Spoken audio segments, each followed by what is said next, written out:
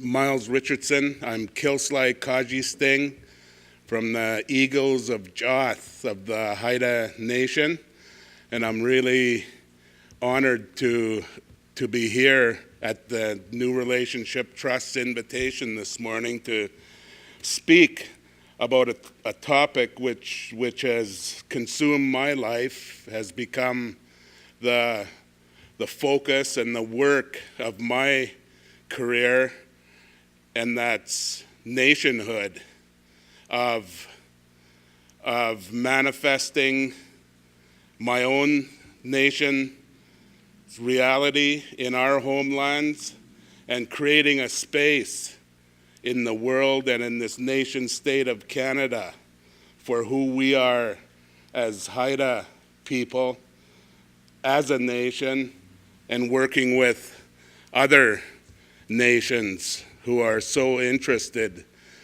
to accomplish that. When I accepted the invitation to speak this morning, I did it as director of an institution called the National Consortium for Indigenous Economic Development at the University of Victoria, where we're working with First Nation governments across Canada, with other governments, federal, provincial, and municipal, and really importantly, industry or non-governmental groups on supporting Indigenous economic development across Canada. And I became interested in that because I've spent the previous 20 years of my life trying to make a treaty process work in British Columbia, trying to make it work for everyone who wanted to manifest their nationhood in a way that the framework of Canada enables. And I found that being very slow, really persistent nations such as the Nisga'a, the Tsawwassen, the Sliammon, the Manulth, and others have really, I take my hat off to them. They've made a pretty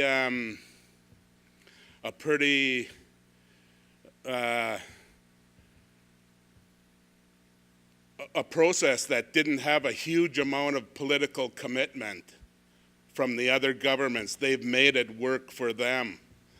But broadly, those nations who wanted to assume co-jurisdiction over their territories, their lands and oceans, and over the key social initiatives in their lives, hasn't been such an effective path forward.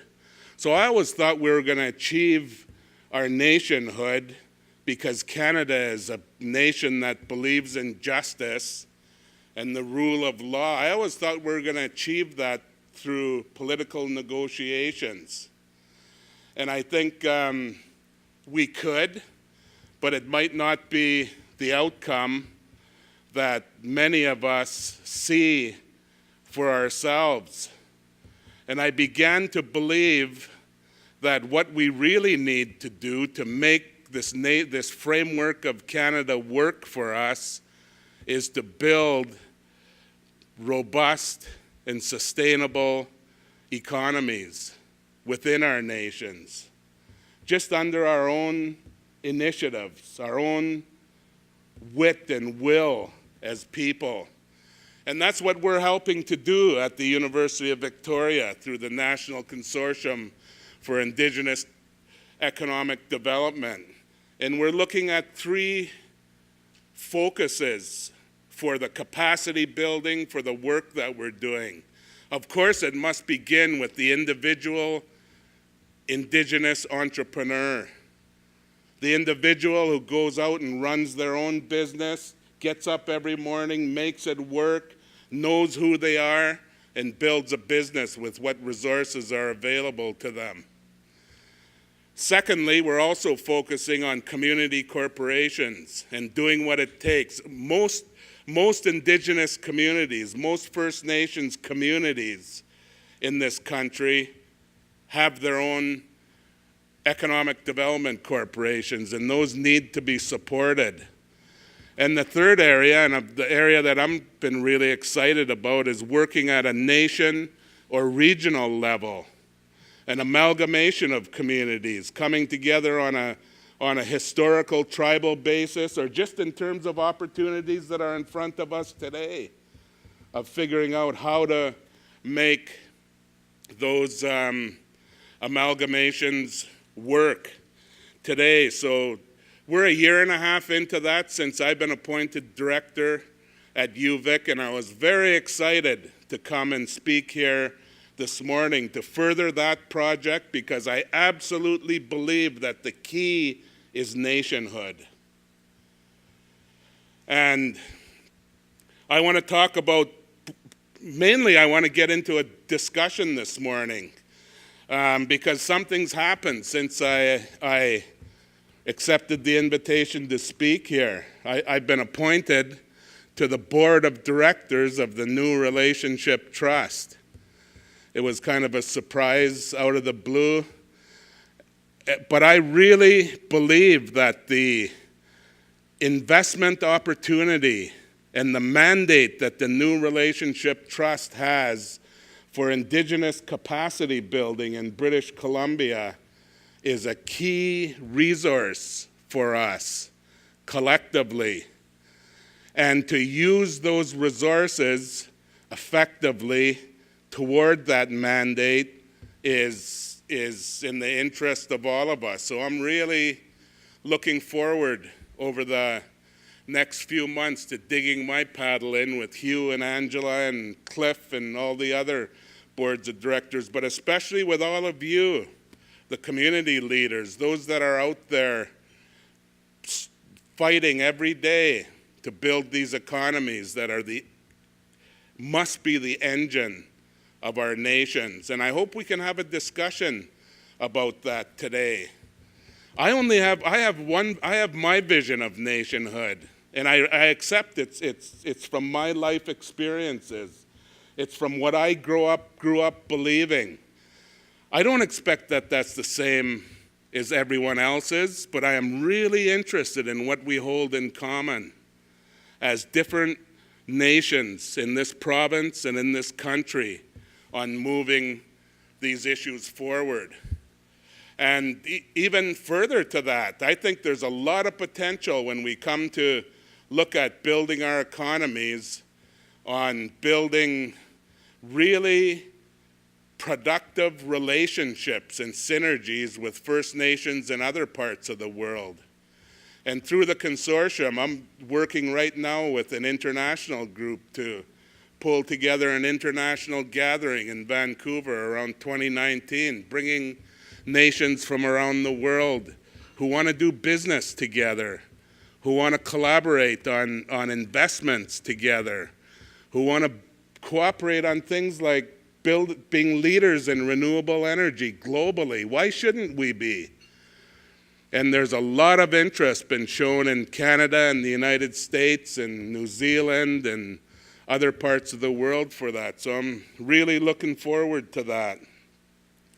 And I'm looking forward to speaking briefly and having a dialogue with about the 40 minutes that I have left. So I just want to, on this dialogue, this is a really important consultation, I think, for the New Relationship Trust. I know the board is going into a strategic planning session soon, and it's really a chance for you to give some direction to this board that operates on your behalf. You're the owners of it, the First Nations in the province.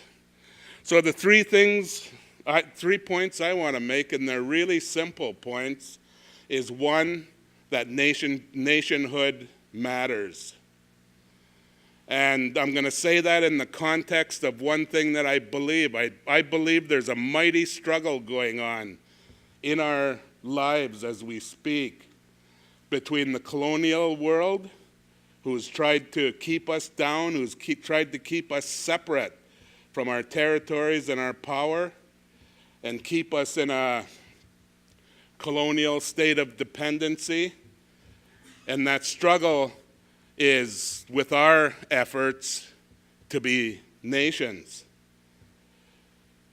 to be holders of our ancient continuing titles, our hereditary titles and rights that we hold today, and live as people who are self-determining. That's the struggle that I see, and I want to talk for a few minutes about that, and later on, through a dialogue, get your view on that. The second point I want to make, and it's nothing new to any of you, but that in order to accomplish nationhood, governance, good governance, is critical. It's essential. You can't get there without good governance.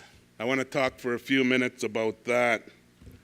And the third point I want to make, which should lead us into all the other excellent presentations that you're going to have over the next 2 days, is nationhood requires a strong, sustainable economy. That in order to be realistic in today's world, that we have to build and infuse at the core of our people's strong economies that are built on our own visions. So I want to go back to nationhood matters. What is nationhood? And can we call ourselves nations without sovereignty?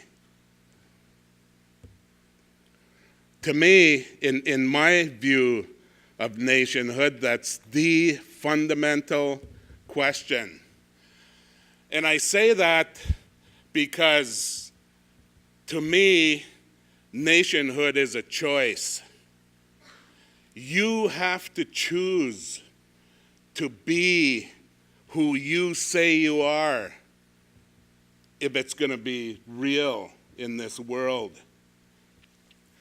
It's really easy to just slide along and be looked after by the federal government through the Indian Act and do what they offer and try and make a good life out of it.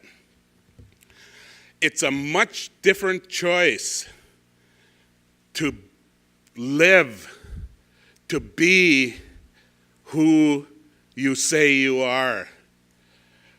And I want to say that in a good way. I want to say that in a constructive way, but I know there's a clash there. There's a conflict. And every place I go in this province, everywhere over the last 20-odd years that I've been involved, I've only heard people talk about who they are in terms of their history, their relationship to a place in this province,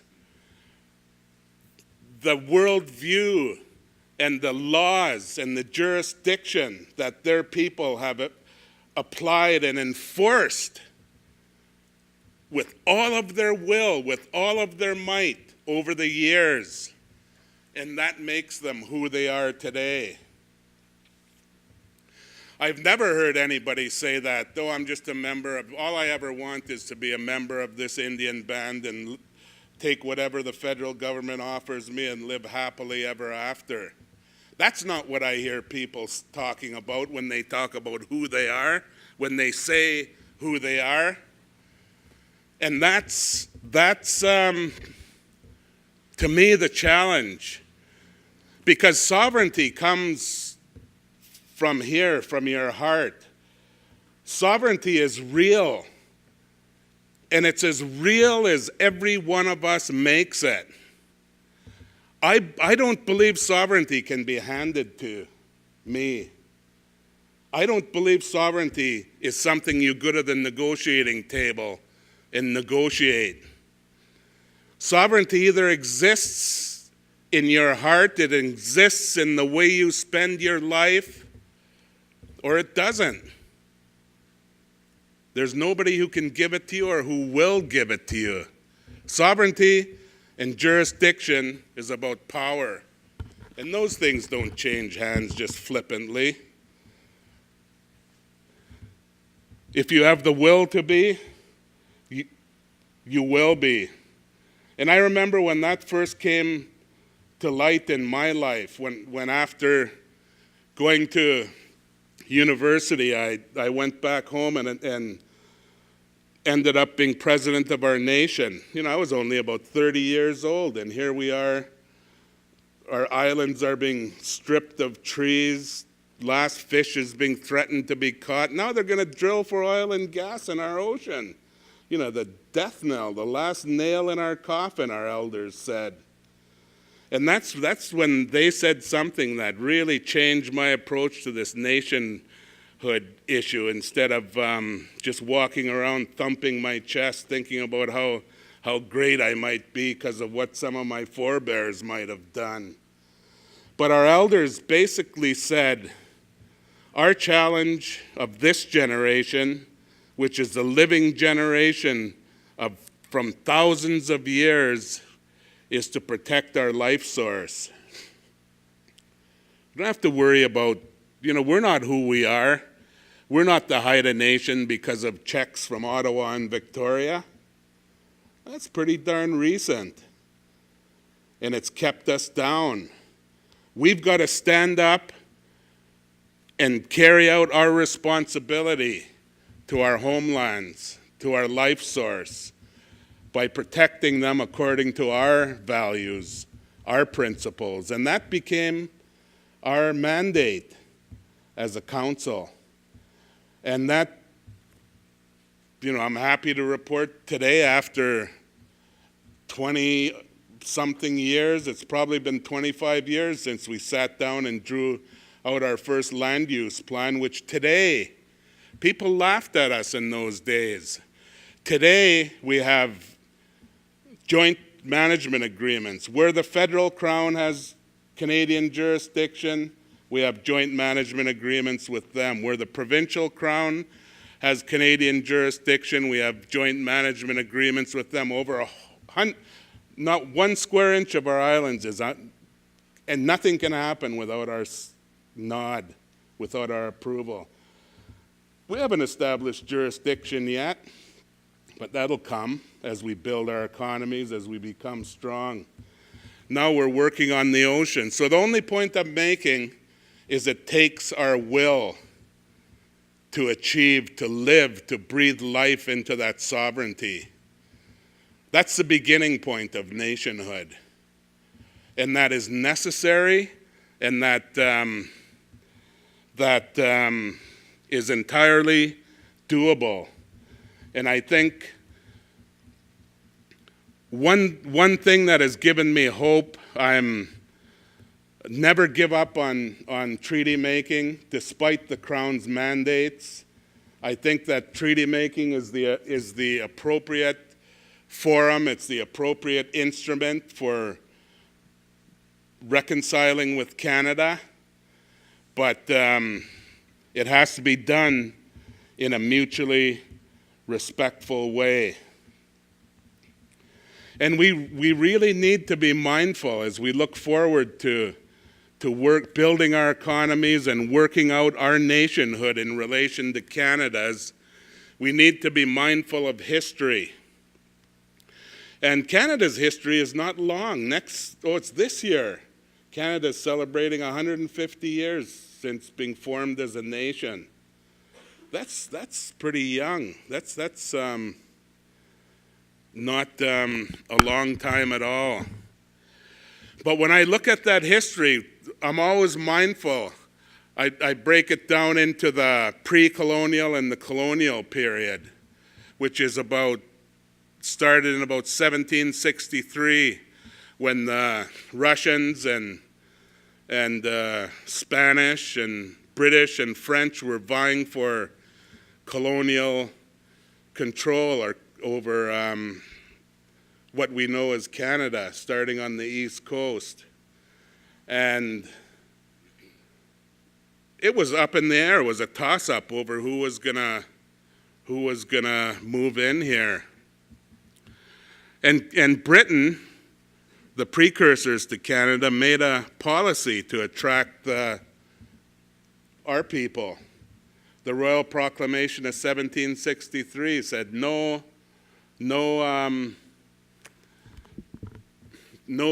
jurisdiction or authority of yours can be alienated except by a treaty with the Crown. An honorable policy. What the First Nations wanted to hear. They welcomed them. They wanted to work out this relationship by treaty, respecting each other.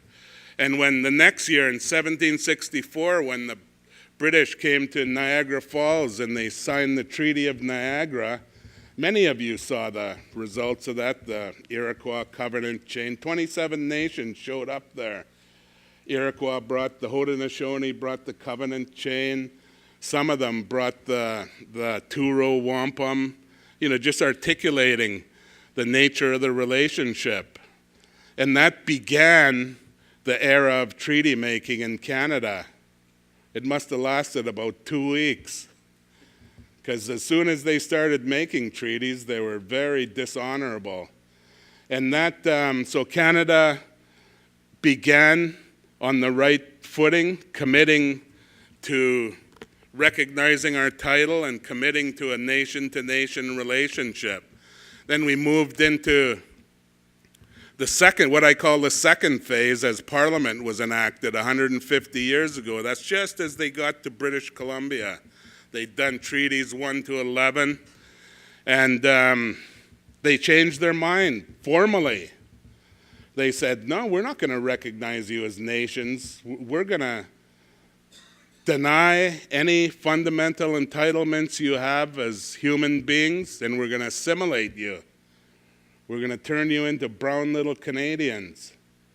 You're going to become like us. And that their instrument, one of the first acts of Parliament, was the Indian Act. And that's been much of our history over the last 150 years of trying to come to terms with the Indian Act. But our leadership started what I call the third phase that we're in today, the phase of reconciliation. And the first, there was a few things that happened before that, but the first real formal act to bring this about was the Calder case.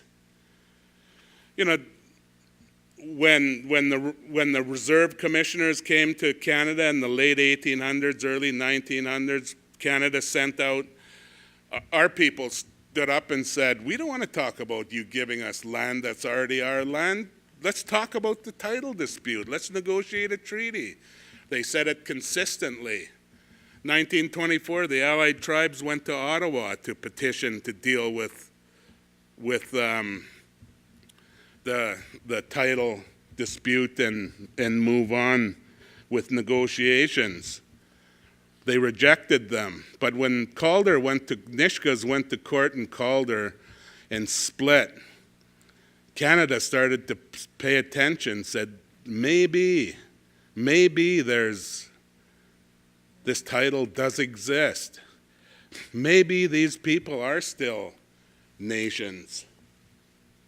And the courts have, it's been an incredible winning streak ever since then, that the courts in Canada have shown some integrity toward those initial commitments.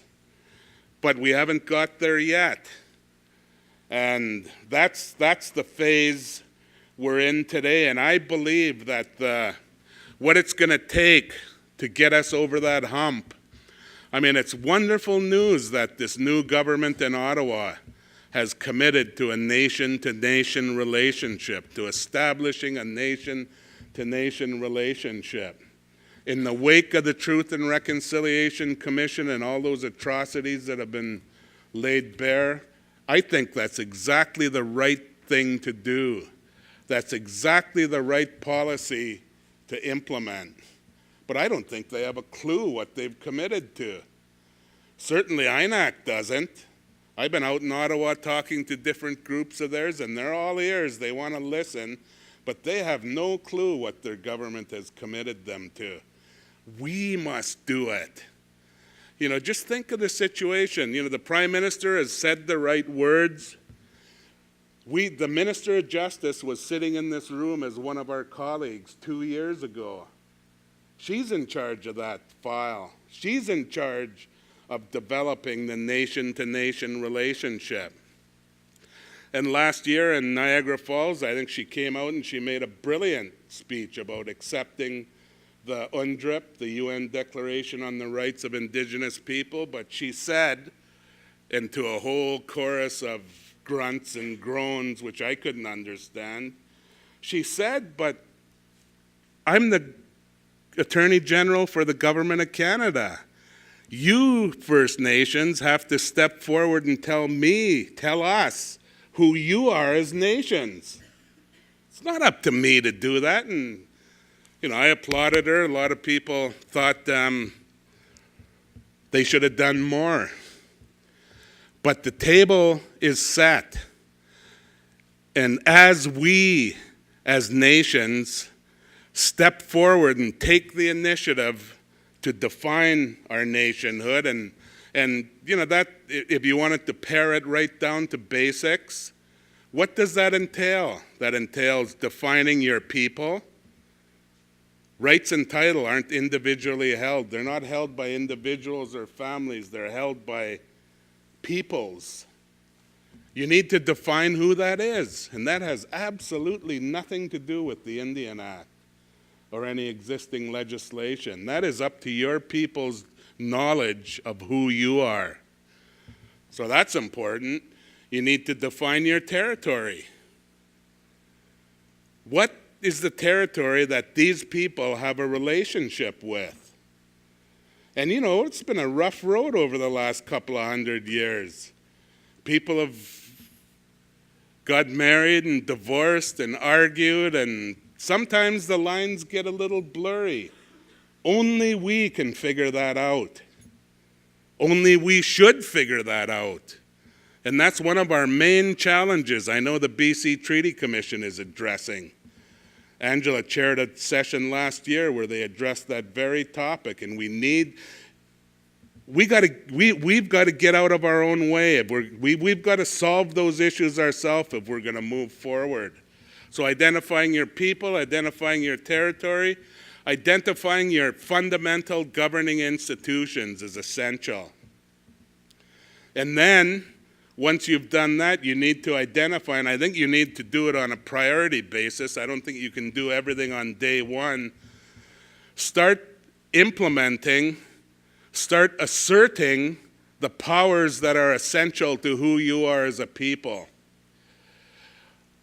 My example at my opening comments was the Haida Nation 25 years ago decided that the most fundamental power that we needed to assert for our well-being was taking control back over our territories in terms of zoning, in terms of land and marine use.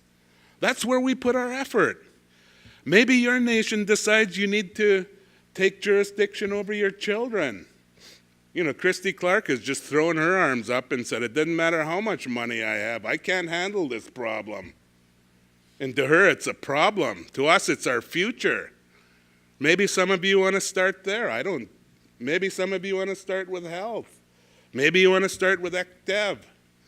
But you got to make that choice about what your jurisdictional priorities are as you assert your nationhood. And in accomplishing that, making your governing institutions work, making them functional, making them legitimate according to your people's ways is crucial.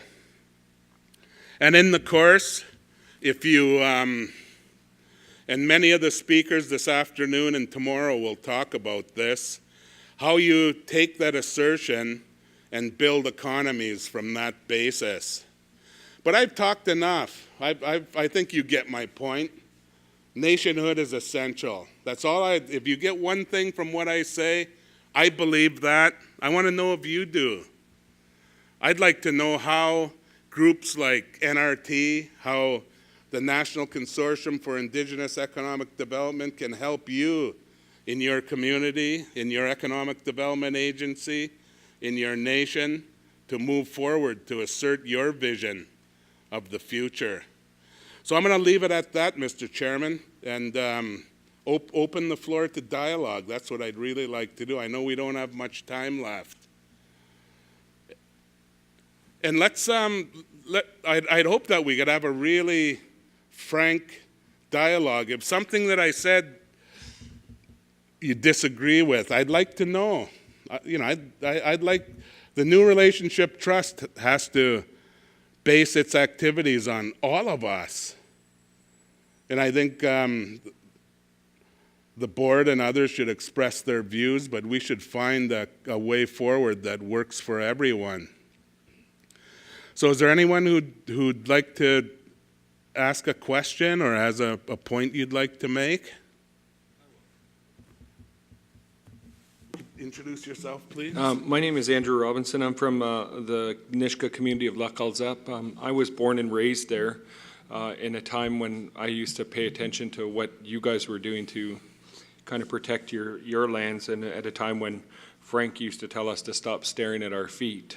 I didn't fight this long for you to stare at your damn feet. Frank Calder? Frank, yeah. He's from our village, and he used to be a pretty cool guy, but it really perplexes me because I grew up in an era where I had some people in our community, and when you talk about nationhood and nation building, and you think about the divorces, and you think about the intermarriages, even between our people and Masset and King Coleth, and then you think about this mass death, and we don't talk about it enough. Scholars talk about it, doctors talk about it, physicians talk about it in our genetic markers and all of our heart issues and all of these things because of incestual breeding amongst each other, but no one wants to talk about it publicly. But you look at all the scientific data and you look at all the relationship data and the new human genome mapping exercises that are going on around the world, and it really shows complete connectivity between huge swaths of people along the coast of British Columbia. We're all basically from one person. They say Asiatic, but there's different markers. And so from a nationhood perspective nowadays, it boggles my mind as a student of Western academics, and fill your boots and get as many degrees as you want. Our grandfathers and grandmothers will always just tell us, yeah, you should have just asked me. You didn't need to go to school for 5 years to ask if you were related to some Gitsens. And then you look at the systems right now and how the systems in the province puts forward systems, and First Nations jump at these opportunities. The feds aren't listening to us, so the province is listening to us, so let's go down and meet the Minister of Aboriginal Relations and Reconciliation, and he's going to tell us where our territory is, or he's going to let us discuss things with him. So immediately the vice that's existing between those and these court cases that they're winning and allow jurisdiction on a provincial level is just circumventing their own authority because of their ability to, create nationhood, to have that sense of nationhood. And I really think you touched on something that a lot of us don't touch on because we're so focused on building our lines in the sand. Like the amount of information that Arthur is married or has connectivity into the north through his tribal name and mine through the south with the Simshan is profound. But when we bring it up there, oh, no, this is ours now, this is ours. And so that's what really bugs me, is that we talk so much about this powerful collectivity that we have and this socialistic ability that we have to bridge these divides between our people, and we do it in the nice ways and do it in the feast halls, and we honor you and hold our hands up to your people for coming to our people, and then as soon as they're gone you try to sue them, right? It makes no sense that individualism is still pounding through the doors of the collective nationhood that is required, right? I see it everywhere. You see it everywhere up north. You see it with all the economic development stuff. You see it with all the large projects. You see it with everything down here where individuals start getting involved and saying, well, that's my traditional territory. Well, that's my family's creek or my family's fishing spot. Well, how could you verify that? There's a lot of information in universities, University of British Columbia, the University of Northern British Columbia, UVic. They have some amazing records of land and occupancy studies that were done in the 60s and 70s that totally differ from the story that individuals in those communities are sharing now. So I think nationhood really does need that investment, but it really needs us to start taking a look at those individuals, like what you said. Oh, I'm going to be a great leader because of what other people did. When you said that earlier on in your speech, I think that's so profound because you realize that it had nothing to do with you. It had everything to do with what you were going to do for everybody else. So I really appreciated your talk. Thank you. Thank you. And nations do have to have a defined place. Over time, through conscious decision making, that can and will change, but we need to set those down. But lines of separation, lines between us exist, whether it's individuals, families, communities, nations. But it takes leadership, and it's not just Indigenous people. Look at the rest of the world. It takes leadership to deal with those, and that's a conscious part of nationhood we need to deal with. But I have hope. Last summer I went to a potlatch up in Heiltsuk country. 160 years ago, that's before Canada, 10 years before Canada even came into being. The Haidas and Heiltsuk got tired of warfare. They're fighting over halibut grounds out in the Hecate Straits. Got tired of it and said, their chiefs got together and said, we need to get along. So they sat down and they negotiated a treaty, which last summer, it was the second potlatch of resurrecting. Just saying, because we're fighting Enbridge together, and as you said, these dividing lines become the issue of you let them. So in their wisdom, our leaders sat down and said, this line between our nation defines who we are as people in our territory. This line is important, but let's remember, this is a line of joining, not separation. We're relatives. Let's honor that line as that. I tell you, it was one of the most beautiful feasts I've ever been in. People who wouldn't even look at me before became my friends just because of that gesture. It's a conscious act of leadership, and nationhood requires that. So there is hope, I think. Angela? Okay. I thought you had something profound that just couldn't wait to get out. Did I just press it again?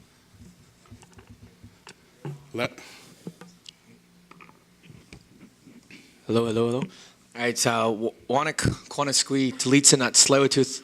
I just want to say thank you for your speech. I've been in economic development for about 6 years now, and I've gotten to see some very drastic change when it comes to nation-to-nation building relationships, your nationhood. And I've been able to witness some really cool, historic partnerships and agreements with my nation, the Tsleil-Waututh, Musqueam, and Squamish. And not too long ago, been running a canoe and kayak business called Takai Tours for about 7 years. And in the history and all that stuff that I talked to all these Europeans, people from all around the world, our elementary kids, high school kids, university kids, I always talk about pre-colonization and how we shared every single resource that we used to have, how people came up in the Indian Arm to go get the chum, the pink salmon, to smoke, and then how we came over all the way up to a small creek up in Port Moody. We crossed the river, and then we went up Fraser River to Musqueam territory. Then we came down to Kaplana River to fish for sockeye and coho. And we shared each other's resources. And we had our own understandings of each other. And it wasn't until the Indian Act came into place and messed it all up. And then that's when the nations started fighting each other for over 100 plus years. And so right now, it's taken 3 years to make this corporation that the Three Nations did, called MST Corp. And so I just wanted to applaud you and let you know that, it's a hard process for the nations to sort of separate the past, but to move together, forward in the new future. So I just wanted to thank you for your speech. Aichika. Thank you, and for your nation's efforts. I mean, those were conscious decisions that your generation chose to make. And, those didn't, I know those didn't happen overnight. That took real leadership. And that, like the example I gave, that gives me hope. We can do this. Matter of fact, we're the only ones who can do this. And the Indian Act is going to keep putting dividers up between us. Let's just be aware of it. Let's just know that, and we can handle it. But if we just keep focusing on it, it's going to keep those walls up. Yes, Bernard John from Kaklap. I just, we're talking about the government and stuff. I just have a few things here. I'm just wondering, I keep thinking about this for a long time, and it has to deal with real estate. We,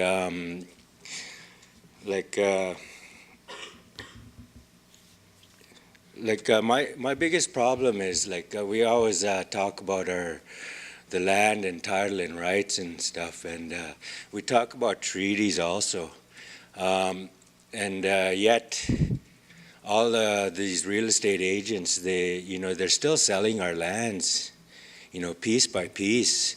Yet we don't really look into this here, and a lot of our focus is in the mining and other industries coming into our territories and expropriating all of our how would you say it, our the trees and the fish and everything like that. Yet I don't really see no focus in our leadership about real estate, and to me I feel that is a really big part of our title and rights. We were in treaty at one time there, and what the focus was with the government was that they didn't really want us to fee simple lands weren't on the table. Yet while we're doing treaty, these lands are still being sold.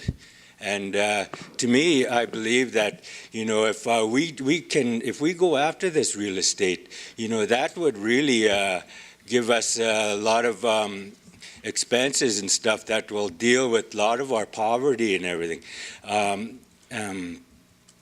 What I'm trying to add, I'm kind of new, but I kind of get flustered here.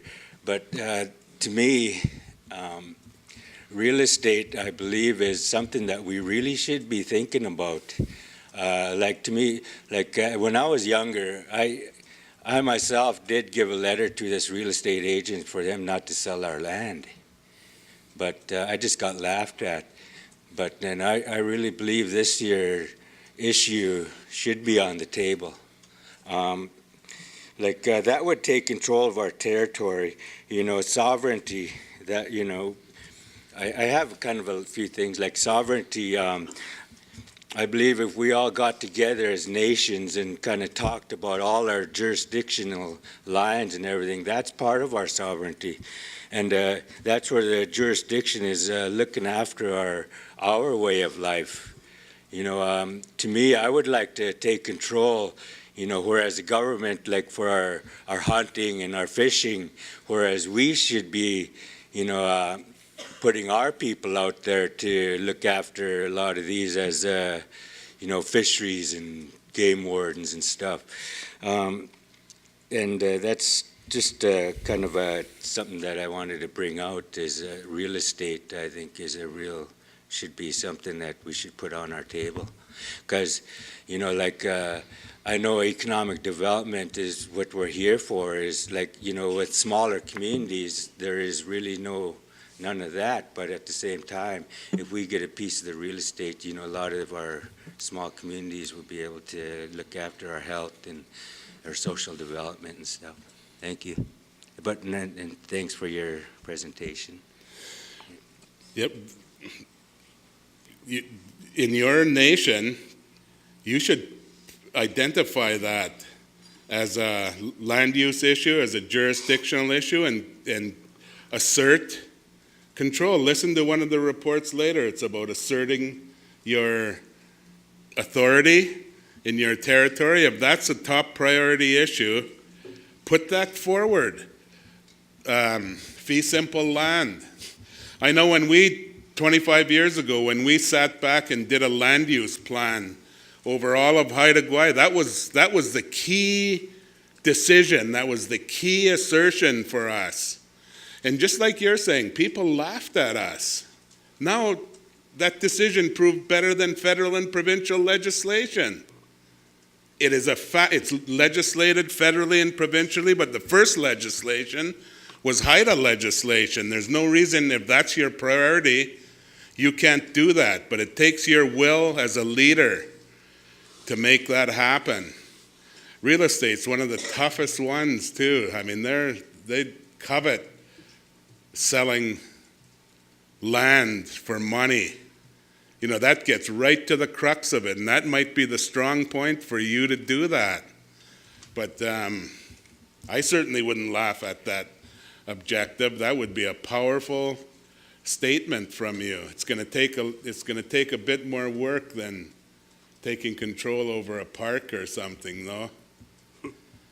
The other point of resolving our overlaps, I think we've got to focus on our attitude, and when we accept our nationhood, when we accept responsibility for who we are, and very importantly, when we accept responsibility for building our futures, that's the key. We're going to find ways of dealing with those overlaps. I can't quite figure out why Canada and BC are putting, through a cost-sharing agreement, putting what? 5 to 10% of our traditional territories on the treaty table. 5 to 10%, that's nothing. And yet, our overlaps with our neighbors are what? Less than 1% of our territory, sometimes a bit more. I don't understand why in the interest of our futures, we can't sit down and figure those out. I know with the proper attitude we could. I've seen it happen in coastal BC, where these two coastal peoples were fighting over ownership of rich food harvesting areas. They came together in the same room and just started talking. The politicians sat back, the elders started, they're friends and relatives. It was a beautiful thing that in that one instance I saw happen, saying, sure, I go there and dig clams. I dig more clams than you, but I know that your people own that area. Why do you think that I bring you sacks of clams every time I go there and dig? In one afternoon this was resolved. To me it was, Christ, I think I was the one who was shedding a tear seeing it was beautiful. But it just took a little attitude change, and I think that's what it takes. But again, it begins with accepting responsibility for ourselves as nations. Yes, good morning. Harold Elgin from the Cowater Band. I hear, and I've heard you many times, Miles, speak about nationhood and how we need to identify ourselves and our territory. I think we've done that for Coldwater or Intlekepin territory. We have on our doorstep a project that we need to take control of. It's at the second highest used information booth in BC. It's fee simple. We've approached government a few times, and they don't want to make a decision because they have one band that's written a letter saying they oppose. So they sit there without supporting us in proceeding. So it's the governments that, again, control, because we talk about unity, but we don't stick together when we come to this thing. And then you talk to a businessman that develops hotels and everything else. He says, you don't need to go get the government's okay. You need to draft a plan and put it on their table so that they have to make a decision. To let you know also, we do have the support of the City of Merritt. It's a project that's big enough to impact the whole Nicola Valley. But still, again, the Indians trying to own the bigger piece of pie. We all do without now, because it'll be such an impact. And the highway that came through, the Coquihalla Highway, Merritt did not grow leaps and bounds because of it. But we need to work together and take this thing. And once you see the Indians fighting each other, an investor is never going to step in the room. So those things, are tasks. And I'd like to hear, how long it took to get a nationhood meeting together so that we all understand and take advantage of our situation. And I don't think it's going to stay there all the time. It's a matter of time when a developer is going to come in and say, I'm going to do this. We need to be first. Yeah. Thanks. It's going to take time, and there's going to be a lot of challenges along the road. I'd love to sit down with the Nishkas and hear what they went through on the road to get. I could only imagine the fights that happened behind closed doors. With all these other interests sticking their nose in, dangling carrot. It must have been, I know it was intense pleasure, because I know a little bit, but not much. Intense pressure. But really importantly, up in your part of the world, I know you're very organized as nations in your different areas. But in dealing with, in asserting your authority,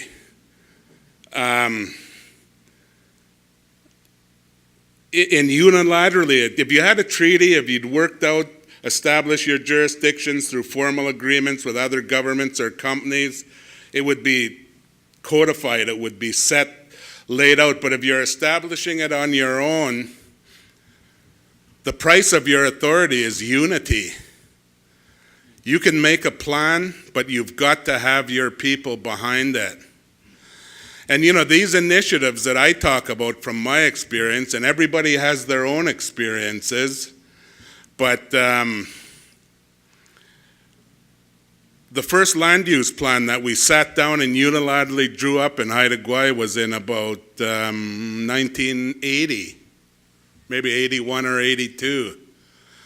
The agreement with the federal government on their lands happened in,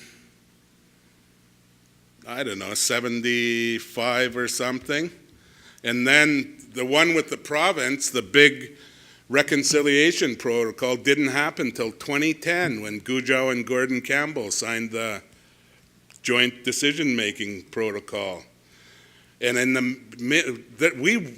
we waged a lot of battles. I never forget fighting the sport fishing industry. We had control of it until our communities, not our nation, but the communities who are a part of it, started fighting. And we let Harcourt off the hook. He walked on the third year of a deal where the Haidas had control of the industry. They were threatening him, they were fighting him, but our people fighting gave him the ability to walk. We lost that. But that's why you need leadership. Unity's the price. There is no shortcut. If your people don't agree, you're going to have a heck of a time. But, okay, we're done. There's one up here too. Thank you. Good morning, everybody. My name is Hunquithia Erilyn Thomas. I come from Snuneymuxw First Nation. An elected council member there for the last 3 years, and I'm also the president of our Economic Development Forum. So when you say you're 30, being the president in your community, that's exactly where I'm at right now, so I can empathize with you. Thank you for your presentation on nationhood and good governance and building our economies. I 100% agree. As a young person in a leadership role back in my community, I do believe we have to codify our governance in the form of call it a constitution, some form of document. That topic is split in our community. When you talk about our community have to be behind us, I agree on that point. On the good governance side, we're getting into the system of creating corporate strategic plans on various levels. I understand that's a new development in our community. Our corporation has been in existence for a year and a half now, so we're very new. We're in the embryonic stages. We're building, focusing on business and corporate development, but also capitalizing on the wealth opportunities out there on the municipal, provincial, and federal levels. Turning our mind to the international level, but a lot of groundwork needs to be put in place for that. But I can go a lot of different directions on your comments. I think it hits the heart of all of our nations transitioning from that fight mentality, although we could keep that mentality that we've had for the last 150 years and transition out of the treaty phase and into strengthening our economies. And what does that look like? You know, we say economic development, but what is that? You know, what kind of relationships are that need to take place to advance that? Our company is primarily focusing on real estate, fee simple properties, not reserve properties. Tourism, forestry. Forestry is a huge economic engine for us, but of course the trees aren't going to be there for a long while. Once they're down, and it takes 40 to 80 years for it to come back up. So we have to be very steadily in how we operate in that sector. But tourism, real estate, and forestry generally are the three areas that we operate in. So building our Snuneymuxw economy, what is that? I asked my team in the summertime to research what exactly is Snuneymuxw's GDP. What is the annual household income of our people? What kind of jobs do they have? 46% of our community are unemployed. That's 6 times the provincial rate and even more than the municipal rate. We're primarily a blue-collar community. Our working middle class is probably roughly 150 people. We have roughly, I'd say, 600 people on reserve. 300 and some odd are in school. So that gives you a picture of our working class, and a large chunk of our community are heavily reliant on the social assistance program. We have roughly 200 members on there steadily year by year. That's an annual income of $12,000. So while we focus on increasing our land base over the last 50 years and fighting the title and rights fight on the higher level, which needs to continue, don't get me wrong, but in our communities, as Jody always said, the work happens back at home. The focus needs to be building our economy and doing the title and rights and sovereignty at the same time. And being in my position for a short time, I see this dynamic taking place, this nationhood, and I see this somewhat of a gap in building our economies. First, identifying what is our economy and how do we anchor ourselves in there, lift it up, and move it forward. We just passed our 79-acre claim a few months ago, and that was huge. That's 23 years of work that crystallized in a matter of 6 months. Our team worked on that ratification process, and it went through with a 98% approval rating. And so I think it's a multi-pronged approach, unlocking the economic development in our communities, but continuing to increase our jurisdiction and our power and our authority with respect to the governments and industry. So thank you, Miles. Through the UVic consortium, we're committed to doing research that supports nationhood and supports development of economies within nations. So with Stinaimuk and the Vancouver Island groups, if there's something that we could, anyway, we'll have a talk about it another time about what could work there, and what nationhood looks like from your perspective, particularly when it comes to building an economy. We're going to have a website up in a month or so that'll enable us to keep in touch with interested nations as they're evolving, so that that we'll do our part to building research, long-term research to support those efforts. But Stinaimuk's in good hands, sounds like. One last question. The chair's giving us the... Hello, Miles. My name is Johnny Ketlow Jr. I'm from the Carrie-Seekini Nation. I understand I got some fellow carriers here, so I don't feel so alone. I admired your words for years. I followed you for quite some time, and everything you say is our people has tried to take to heart. We followed a lot of your advice over the years, and this fella here from Takla, my brother, his problems are pretty much our problems in our area. We're one of 7 up in that country, and we share the same problems, same difficulties in economic development. And like you say, united people they go forward way, way faster. We're not quite united. We got internal squabbling going on, overlaps, you know the whole deal. Heard you talk over the years. One of my problems, ECDEV-wise, it's not with me, but with other business people in our area who JV with non-native people and swear and sign papers even saying they're going to hire native people that never do once they get the timber or the mining or this or that or whatever. In our area, your area, it's fishing and whatnot. They get these papers signed, they get these jobs, and then immediately on the next page, they hire non-natives.